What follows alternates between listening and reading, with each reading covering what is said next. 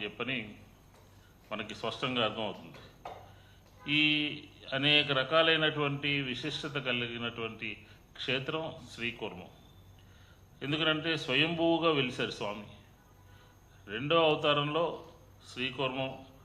అలాగే అక్కడ రోజువారీ అభిషేకాలు జరుగుతూ ఉంటాయి. విష్ణాలయాల్లో జరిగేటటువంటి రోజు అభిషేకాలు. అలాగే ఎవరన్నా చనిపోతే కాశీ ఎంతటి పవిత్రత కలిగినటువంటి క్షేత్రంలో ఏ రకంగా జరుగుతాయో అంతిమ కర్మలు అలాగే శ్రీకూర్మంలో కూడా ఇక్కడ నిర్వహించడం జరిగింది.